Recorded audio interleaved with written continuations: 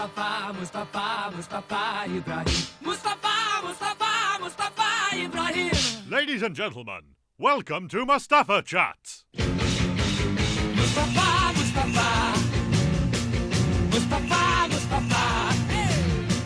Mustafa, Mustafa. Mustafa, Mustafa. Mustafa. Please welcome to the stage your host, Yusef Mustafa. Hey. Hello, good evening. Welcome to Mustafa Chats. How are we all doing? We all right? We good? Lovely. Well, thank you very much for coming. This is Mustafa Chat. I'm your host, Yusef Mustafa. Now, I was going to do a quick survey. Give me a cheer if you're from Leicester. Okay. Give me a cheer if you're a student. Give me a cheer if you're only here because you know me. That's good. That's most room. That's what I thought it would be. But no, tonight we've got a unique chat show in store for you. Unique only in the sense that we have no celebrities booked, but we do have a very good night in store for you. We've got two comedians. They are going to come on. First one's going to come on stage in a moment. He's going to talk about the art of comedy, the comedy scene, writing, performing, and his career. After about 20, 25 minutes, then we're going to take a short break, and then your second comedian is going to come on. How does that sound? That was a lot less enthusiastic than the first time. How's that sound? Much better, right. Just for a few rules before we go on. Number one, turn your phone off because it'll be really embarrassing, mainly for you, if your phone goes off in the middle of the show. And number two, there's so many people just reaching into their pockets now. I love it when I say that. Number two is don't take any photos or videos because we've got Pete over here who's going to be taking photos throughout the night. Everyone say hi to Pete. And then we've got the lovely people here from Demon TV. They're going to be videoing the whole show. So if you want to see the whole video of the show, you can find it on their YouTube channel. And where we find the photos? They'll be somewhere at some point online. But no, we're just going to get on with it. So are you ready for your first guest, ladies and gentlemen? Yeah. Right. Now, as some of you are aware, some of you might not be aware, Tom Deacon, I've been advertising as the guest, has sadly had to cancel. According to my next guest, though, he cancelled because he was a bit of a div. But we've got a fantastic replacement. He's a very good comedian. He's been gigging for over 10 years, about 13 years on the circuit. You've probably all seen him before in TV shows. I've got a list of what he's been in. He's been in EastEnders, Extras, Casualty, Garth Marenghi's Dark Place, Ali G in the House, and undoubtedly you'll have heard him all across BBC Radio 4. Now, I just need a volunteer from the front row. I'll pretend like I don't know you. What's your name? Tim. Tim, nice to meet you, Tim. What I need from you in a minute, I'm going to bring on my first guest, Matt Green, and I need you to go a little bit crazy and sort of cheer, start the applause, and bring the room in like a euphoric symphony like you're a conductor. Can you do that? Okay, just give me a practice. Give me a biggest cheer, Tim. Woo! Yeah!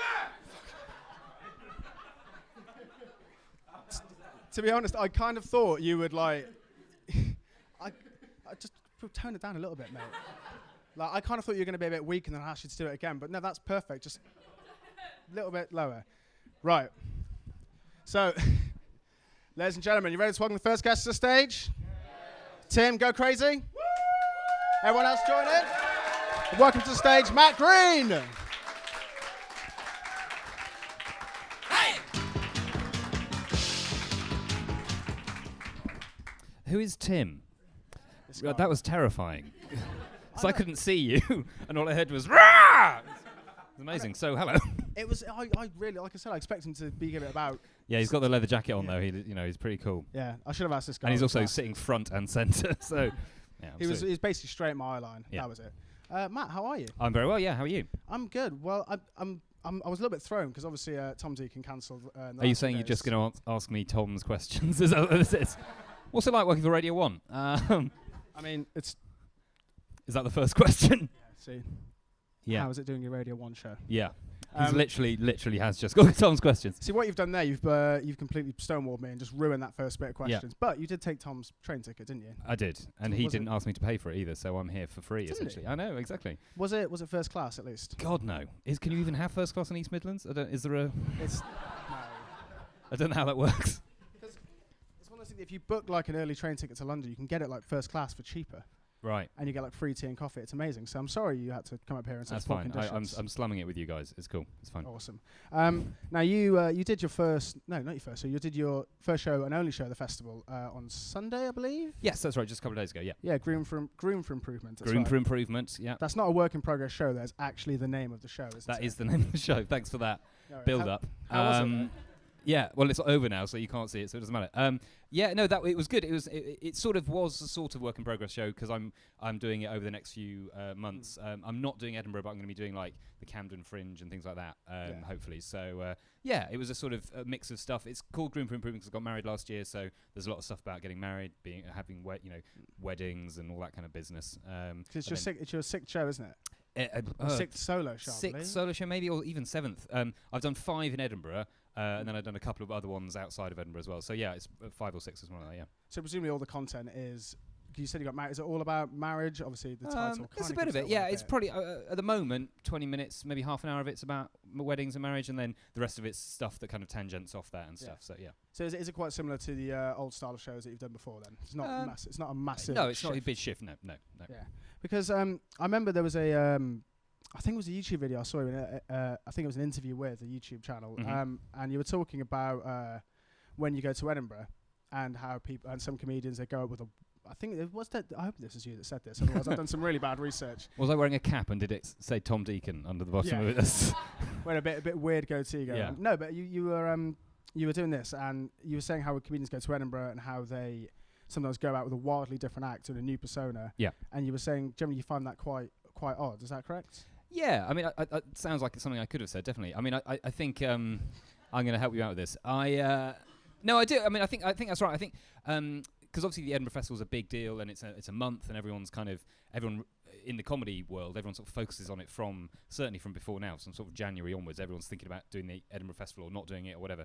But I think in many ways, I think when I do it, when I've done it in the past, I like to go up there with a show that is stretching what I do a bit, but also is a sort of showcase for what I do for the rest of the year. Because I think otherwise, if people come see it and then they come see you at a club because they like that show, that you don't want to be doing a completely different thing. That's just my perspective. A lot of people have almost the opposite perspective of like, well, I do one thing in the clubs and I want to do something completely different in Edinburgh, and that's fine as well. But for me, I enjoy Edinburgh being a sort of stretching what I normally do and finding new ways of doing that rather than sort of a whole different thing. Having said that, I have done plays and sketch shows and things up in Edinburgh, which are different things to what I normally do.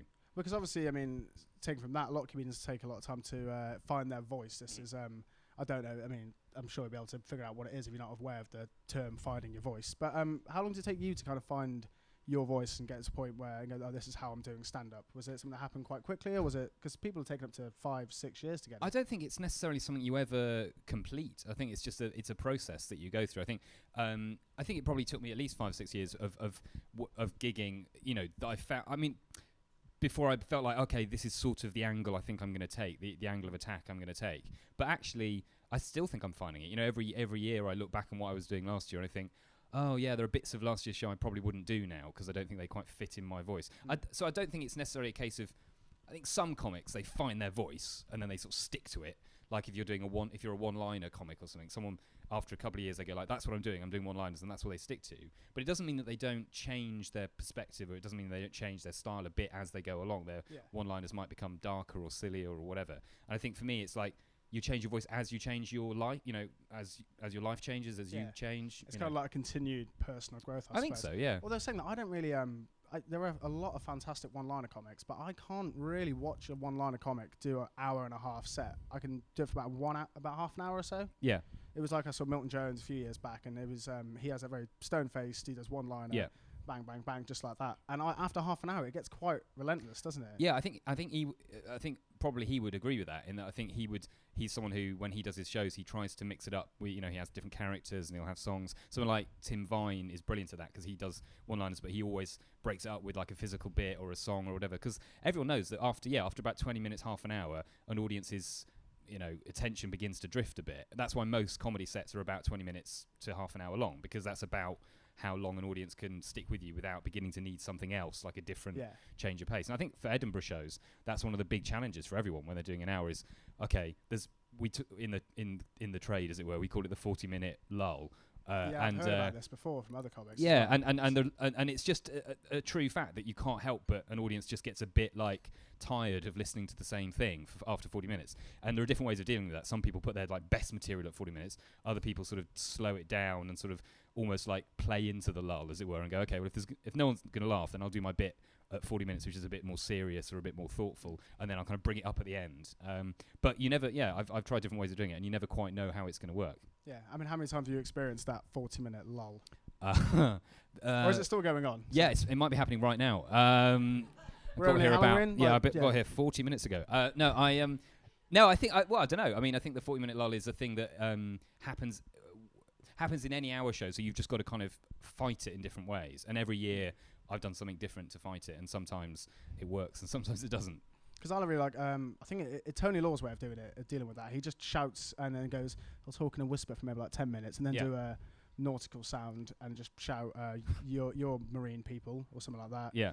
Andrew O'Neill as well, he just sings his jokes. Yeah. Which is why. And then I think just changing the pace, just even if you literally, just change that's why I think it's one reason why so many people in Edinburgh now, they use, projectors and they use sound cues and stuff, just to keep something else happening, just to give the audience something else to think about whilst they're watching. How much have you seen that? Have you seen more and more people as you go to Edinburgh and as you go around the country combating that and incorporating those sort of aspects you just said? Like projectors and I mean, it's cues? definitely. I think it's got more common, partly because people like Dave Gorman and people like that did it so successfully, and therefore people have seen that it can work. But also just because the technology's got so much easier. I remember going up to Edinburgh for the first time in '98, I think, and then '99 I was watching. So '98, '99, Simon Munnery was there doing The League Against Tedium, which was an amazing thing, and he did a show called Attention Scum, which you can find on YouTube. It's great if you've not seen it. But he was doing technology then. He was using screens, and he had weird like cameras, and he'd like go into the audience, and it was great fun, but incredibly difficult for him to do because he was using like Windows 95 or something. So it just didn't work half the time, And half of it, I went to see his show 3 or 4 times because I loved it. And half the time, it would just be the error screen from Windows. Is that and what him the going, blue screen oh, of fuck, death? it's not working. Talk amongst yourselves. So and it was a real shame because that show was brilliant, but it was so inconsistent. Whereas now, that sort of show would just be completely slick because someone like Dave Gorman does those sort of shows, and there's no chance it's going to go wrong because it's so Simon was way ahead of the technology, whereas now the technology's caught up. Well, they're saying that I had some fantastic intro music, which is basically, I don't know if you heard it back there. Sorry, was that okay? Yeah, it was meant to be intro music. But what happened? It was the Queen song Mustafa. Like it was going to be hilarious. It was basically Freddie Mercury shouting my name over and over again, and it was amazing. But it wasn't. That technology failed me then, and that's just a song. That should have been a lot easier. I mean, I've never had much technology in my shows. But in Edinburgh, literally my only technology was intro song, build it up, and then when it gets to a peak, introduce me, and I'll introduce myself on the offstage mic. And that went wrong, I think, 1 in 3 times, 1 in 3 shows.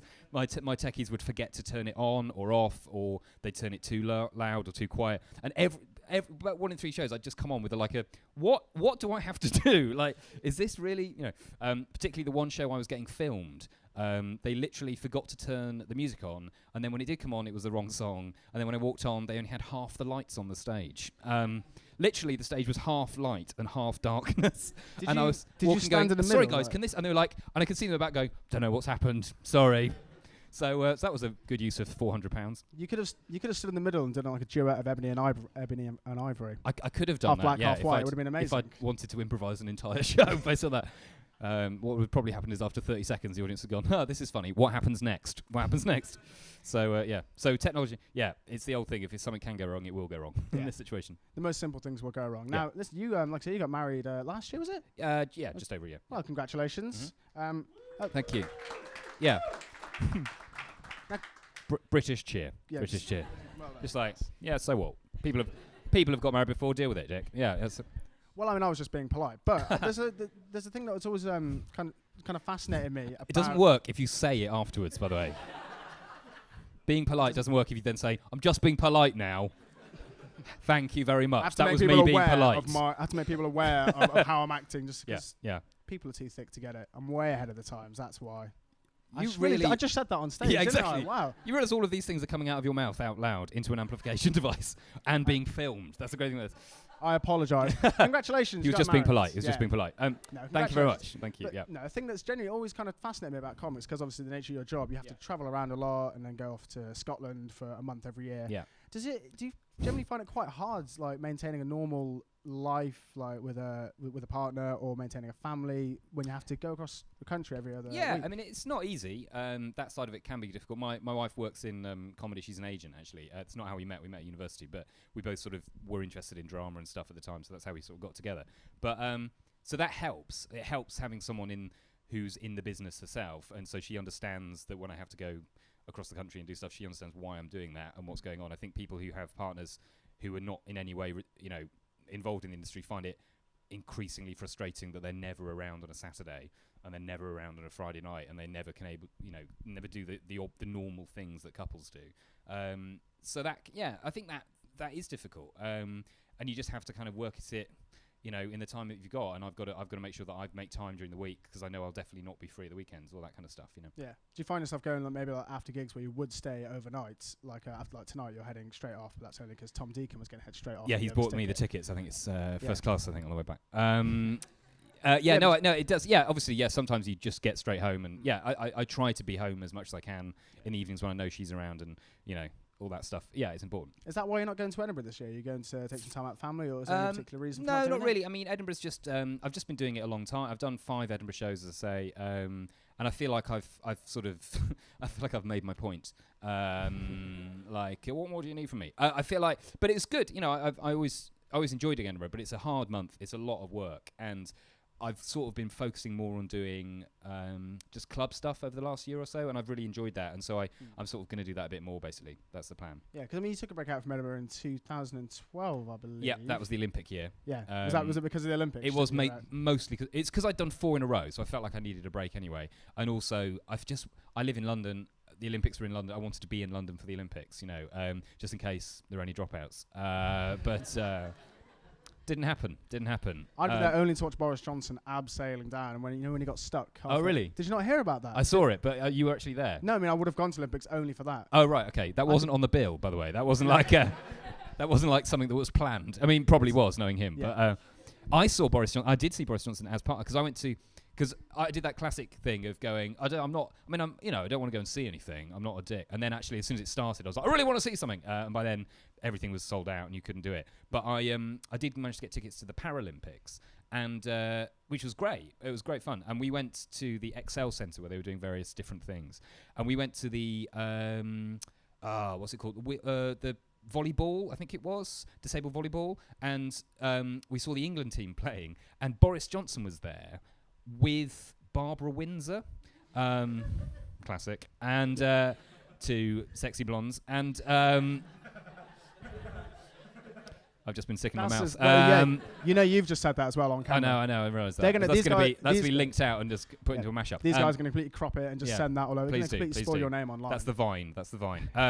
But yeah, no, we saw that, and it was really weird because they were there as some sort of PR thing or whatever. So they actually ended up playing volleyball. It's sitting volleyball, that's it, isn't it? Sitting volleyball against the England team. And it was like Barbara Windsor sitting with Boris Johnson doing this. I did think I was having some sort of stroke. It was extraordinary. Just like, what is going on here? It was the most bizarre thing. And everyone was sort of really applauding Boris Johnson. I thought it was such a clever political thing to do because, the Olympic spirit was so, everyone was so high on this feeling of everyone's having a great time that he was, he sort of benefited from that, definitely. Were they against each other? No, they were on the same team against an England team, and it was pretty weird. And the England team were obviously letting them win, sort of thing. But it was because I wanted to know if you put Boris Johnson against Barbara Windsor, who would win in a in a fight, in a fight as well. Yeah, I mean it depends on the weapons probably, but hand to hand she'd definitely take him. I reckon he's got sharper, that's all that is. That's Boris Johnson's way of wrestling.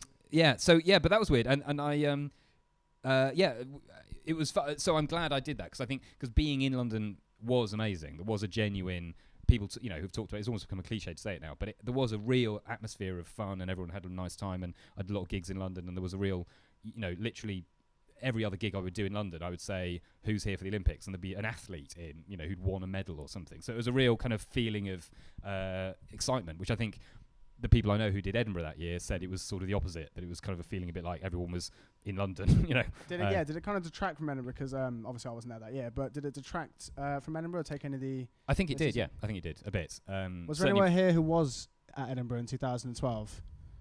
Bar the one obvious exception. Anyone? No? Oh, wait, yes. Did the Olympics take from Edinburgh?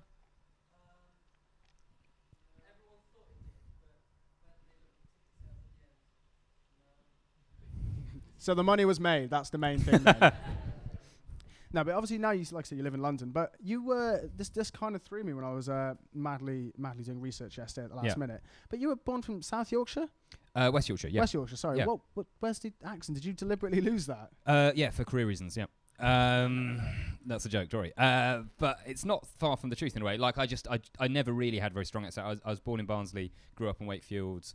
Lived in Ilkley for a long time, but both my parents moved to Yorkshire when I was just before I was born, and so it wasn't like they didn't have the accent either. But my brother had a bit more of an accent than I did. But I think I didn't have much of an accent, and then when I got to university, it just sort of faded away quite quickly. I noticed that when I was at uni that it seemed to go either one of two ways. Either people really held on to their accent, or just it went straight away, and everyone became a sort of blur of RP, and that's what ended. That's what, definitely happened to me. Because it probably was RP because you went to Cambridge, if that's right. And you were president of the Footlights, and there's always a thing that's kind of I want to know about the Footlights. Is it like a secret club?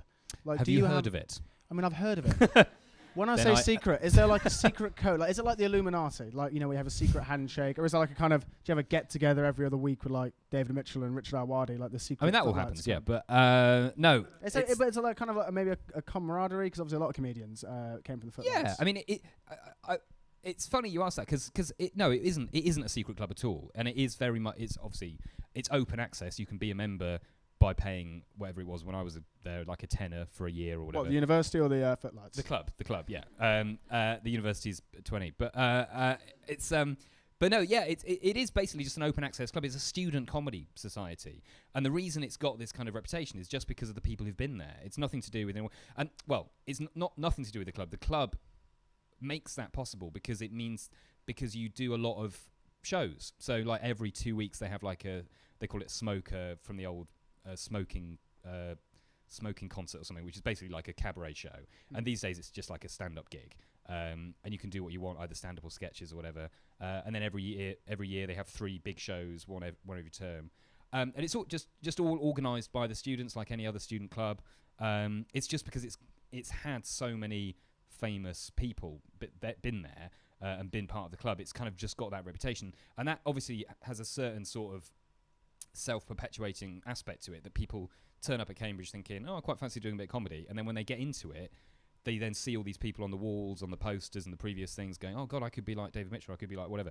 And it gives you that confidence to think, well, maybe it's worth a shot at this. I think that's the biggest thing, is it just gives you experience because it allows you to do all these shows. And it gives you this confidence to think, well, if they've done it in the past, maybe I might be able to do it. And the other thing is there's an archive. It used to be held by this guy called Harry Porter, who died a few years ago. And he'd been there since the 60s. And he had a little room in his house. He was like a senior archivist of the thing. And he basically kept all of the programs and all of the posters and everything from all of the shows. And it was an amazing thing to go and have a look at. And the best thing about it was going to see all the reviews of all the previous shows, because pretty much every review was terrible for everyone. And it's great seeing reviews going, John Cleese will never make a career in comedy. That is definitely the case. Like, and then like 3 years later, it'll say, well, unlike John Cleese, this guy will definitely not make it. And every year, it was quite fun just seeing that. And going, critics, who knows what they know, and also people get better. Maybe he wasn't good at university, but he got better. Yeah, but you didn't actually start doing comedy at university. It was because you were president of the Footlights, but you did your other sort of. Well, I did sketch stuff. Yeah. Oh, so it wasn't necessarily. When did you actually start doing stand up then? Well, I did a little bit at university just to sort of try it out, but I wasn't. I started doing stand up maybe 2003-04, sometime around then. So I'd been doing sort of sketches. I did a show in Edinburgh with a friend in 2002, which was a sort of sketch show thing, sort of sketch story show, 2-man double act thing. And then I just found that I wanted to do more work, and stand up was the only way I could kind of consistently get to be on a stage. It's the way that you can do it. you get to kind of book your own gigs, and you get to sort of, you don't have to rely on other people to book you. Well, you do in a sense. You do obviously have to ask promoters to book you, but you don't have to kind of keep going to auditions all the time and finding out if they want to put you in their show or not. You just have to just turn up and do 5 minutes, and that's how it starts, you know. And that's so in a way for me, it started as a kind of hobby, and then quite quickly I was like, actually, I really like this. I want to do it. You know. Did you write these sketches and perform in them, or were you just? I was always. I always did write and directed and stuff. So I've always done comedy since I was about 14. I did stuff at school and sketches and things, but stand up as a separate thing, I didn't do until I was about 24, something like that. Yeah. Well, I mean, because you've been doing stand up and general performing for so long, but it's just, I want to check if this is true. You still kind of blush on stage because you wear makeup occasionally, don't you? I have done, yeah. I don't today because it's fucking freezing in here, but I do when it's when I'm under hot lights, particularly. These lights are good for me because they're not hot. But when I'm under very hot lights, I do flush up. It's just a thing that happens. Sometimes I wear makeup. It depends. If it's like a TV show or a filmed thing, then they usually have someone who does that for you. If it's something that's like a big theatre where I know there's going to be very bright lights and stuff, I might put a bit of sort of foundation stuff on just to kind of dampen it down. Yeah. I mean, now you said your TV work. We've got to talk about your TV work because you have your kind of list of TV credits is quite extensive. It's like I guess Extras, EastEnders, Casualty, Garth Marenghi's Dark Place. This is just a couple I'm naming off the top of my head. Yeah.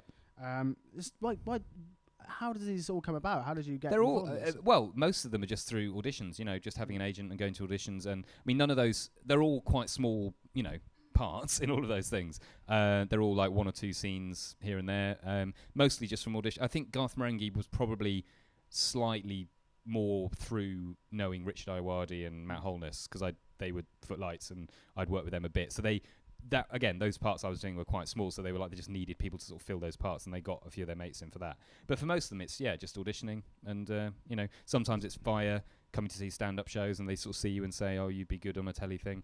So you know, did you ever actually set out to be an actor? Was it? Yeah, kind of. I mean, I wanted to do. I like the acting side of it, and I wanted to do more of it. And I still do. You know, I'm still auditioning for stuff and going up for things, and you know. Because the thing I like, what was your? I think in the moment you're in a Direct Line advert. Is that correct? That is correct. Yeah, well identified. With who is it? Harvey Keitel. Yeah. Yeah, the wolf out of Pulp Fiction. Anyone? That's pretty. Yeah. It's pretty cool advert. Yeah, it's fun. When you're standing opposite someone like him, was that just like shit? This is, you know. Yeah, I mean that was one of the. It was funny when I got the audition for that because my agent sent me the script and said this is very it's all very secretive. But we think there's like a Hollywood star connected to this. And I was like, oh, that's interesting. I read the script, and it was the script that you can see on, it says, the wolf from Pulp Fiction comes in.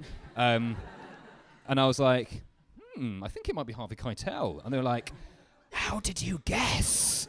And they didn't know. And I said, I think it's because of the character. And then they were like, oh, it's Harvey Keitel.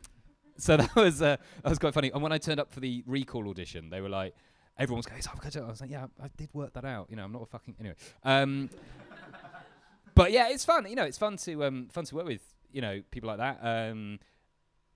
And he was very nice and charming. And you know, I was in a car with him for like 6 hours, but just sort of doing those lines over and over again from different angles. Were you not tempted at any point just to kind of start doing the lines from Pulp Fiction? No, that would be a terrible idea. Because that's the one thing that I've learned from, because I have worked with a few famous people over the years, always fairly briefly, but I've sort of, you know, like I did the film Finding Neverland, and that was a very high. I did that in 2002, and that was my first day on set. I walked on. There was like Kate Winslet, Julie Christie, Dustin Hoffman, Johnny Depp, and all these like major film stars, and I was having to perform because the character I was playing was an actor playing one of the parts, and so I had to perform in front of them, and they're just sitting there, as close as I am to the front row. So it was really quite stressful. But the thing you realise with those things is the most important thing is to just treat them like a normal person, like be a professional, and